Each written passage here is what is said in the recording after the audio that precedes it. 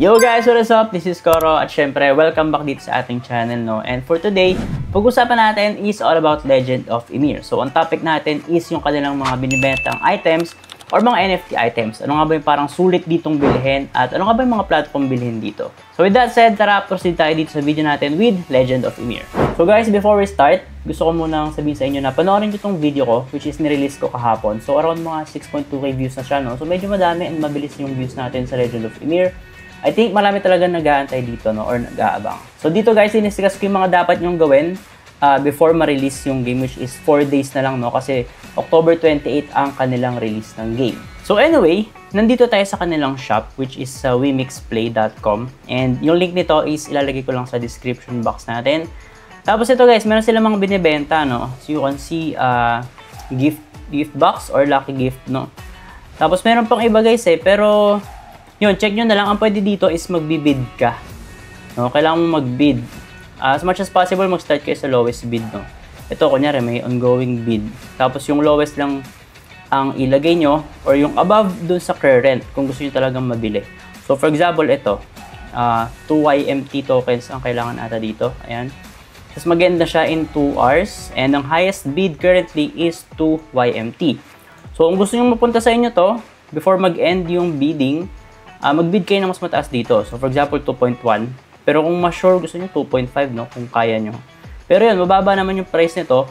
And sa description naman, guys, kung gusto nyo malaman kung ano naman, scroll down nyo lang. Nakalagay naman dito.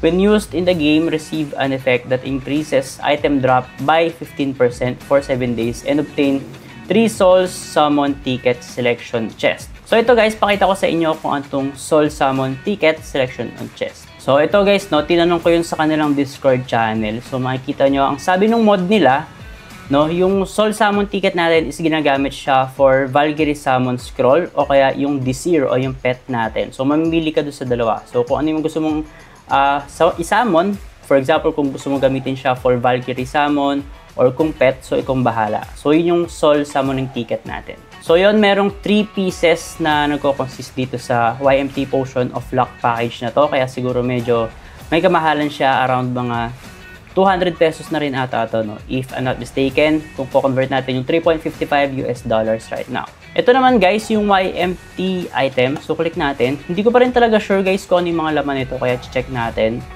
Laman nito, when used in the game, obtain 1 item from the gift components. So, I'm not sure kung ano to, no?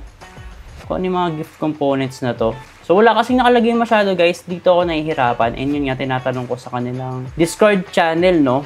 Pero yun, yung mod nila, medyo nahihirapan din sumagot, eh. Kaya medyo marami nang nababad trip doon. Pero yun nga, I think random item naman to, no? Kung gusto nyo bumili ng marami, kayong bahala. Tatalpak kayo. Pero yun, ang pinakasulit bilhin dito is yung papakita ko sa inyo sunod. So, which is ito, guys, yung gift card. So, nakikita nyo, limited supply ata ito. And matatapos na to, no, before ata mag-release yung game or on release date ng game, no, ma-end na to and hindi na kayo makakabili. So as you can see, meron tayong $10 gift card which is sold out na, no, and 50% sale siya. So around mga $5 lang nila to binenta. So 50 lang yung supply niya. Ito naman hindi nakalagay kung ilan yung supply. So may discount siya.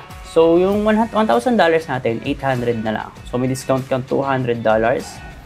Dito, 100. Ayan. So, I think ito yung pinakasulit kasi pag check mo kung ano yung laman niya, pwede mo check dito guys, ito item guide. Click natin. Tapos, makikita mo, yung $10, Ymir Cash lang yung laman niya. So, yung Ymir Cash, ito yung magagamit natin in-game pambili ng ibang mga items nila sa kanilang shop.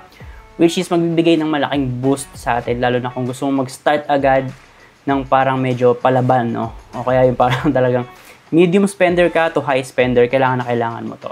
Pero kung free to play ka, no, I suggest, syempre, hindi ka bibili nito. Pero yun, kung gusto mo talagang ma-boost yung early game mo, as much as possible, bili ka nito. So, para sa akin, ito yung magandang bilhin. Itong $100 and yung $300. Kasi guys, ito meron siyang Soul Summoning Ticket Selection Chest. I'm not sure kung isa lang talaga yung kasama nito. Kasi for $100, no, or for $300, medyo mahal siya. Kasi guys, compared sa kanina, no, yung chinek natin, merong 3 Soul Summoning Ticket. So, around mga $3.55 lang, no? Kung yun yung habol mo, bumili ka ng marami nun, tapos bili mo na lang dito is yung $100 gift card nila. Kasi ang habol natin dito guys, bukod sa Ymir Cash, meron tayo dito, which is yung physical attack na dagdag and magical attack 15, tapos hunting experience 5%. So malaking boost yan, lalo na kung meron ka nito, mauna ka talaga doon sa mga free-to-play, no? Or yung talagang pure free-to-play. Kung gusto mo naman, magta-try ka, no? And gusto mong mauna ng konti or bahagya, I think, okay din talaga gumastos ng ganito. Ako guys, ang plano ko, pinag-iisipan ko pa pero ang bala kong bilhin ito, itong $100. Kung kasya at may makita pa akong liquidity, tatry ko itong 500. Kasi may nakita ko guys ito, itong Blazon Selection Chest. I think malaki rin yung tulong nito. Ayan, so malaki rin yung Emir Cash na kasama dito. No? I'm not sure kung bakit parang nawala dito yung higher scroll package dito sa $500. Ito guys, $1,000, masyado na siyang mahal sa akin. Pero meron siyang kasama guys na Desir Treasure Chest o yung pet natin, no? Uncommon yung kasama. So kung may budget kayo, bilhin nyo to. Meron naman siyang kasamang Emir Cash. Actually guys, yung Emir Cash, ito yung parang binibili mo dito. So bukod sa may discount ka, meron ka pang bonus na items na makukuha. No? So for example, ito, $300, no? $240 na lang siya. So bukod doon, sa $240, may makukuha kang back ulit natin. Sa $240, may makukuha kang 30,000 Emir Cash, which is yun nga pwede natin magamit in-game, na kung originally bibili mo siya in-game, $300 siya. Bukod doon, meron ka pang may makukuha mga bonus items. So sa akin ang bibiling ko, ang plano ko sabihin ko sa inyo, no? Pero hindi ko pa magagawa ngayon kasi naghahanap pa ako guys ng liquidity kasi medyo naubos ng Rohan yung liquidity natin pang play to earn eh. And puro palabas ako doon eh. Tapos bala ko pa mag-summon bukas. Pero yun, bala kong bilhin itong Emir gift card, $100. Kung kasya budget ko, $300. So isa lang dito sa dalawa na to. Tapos the rest, bibili ako ng lucky gift, no? Tsaka itong potion package nila. So check ko kung ano yung mga laman. Pero I think ito yung magaganda eh. Itong lock package. I think maraming ganyan. Kaya konti lang yung nagbebenta. Ang marami nagbebenta is yung lucky gift. Itong wealth pack, tignan natin kung ano naman ng wealth pack guys ha. Sa wealth pack, ang gamit niya or ang mga laman niya is silver gain, 7 days, 3 soul, summon ticket din. So summoning ticket din siya, no? Maganda rin to. So yan, okay din to. So yung mga potion package, baka niyang biling ko. Potion package, lucky gift, tsaka ito guys, itong gift card na $100 or $300. Anyway, babalitaan ko na lang kayo, baka mag-post ako or gumawa ko ng another update, no, bago mag-release yung game. Pero syempre, mag-decide na agad kayo sa sarili nyo kasi nga guys, limited lang to.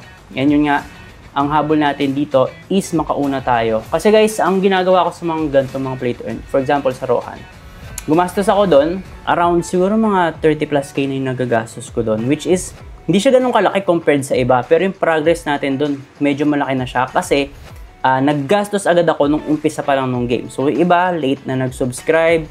Yung iba, late na nag-summon ng mga ganito, ganyan. Ako, inuna ko agad yun para syempre makaboost tayo agad sa unang-una, mabilis tayo makaka-progress. Kasi kung inaantay mo pa after ilang days tsaka kapag gagastos, although meron siyang tulong sa'yo, mas malaki pa rin yung advantage kapag umpisa pa lang is ginastos mo na or nag-decide ka na kung ilan yung gagastusin mo.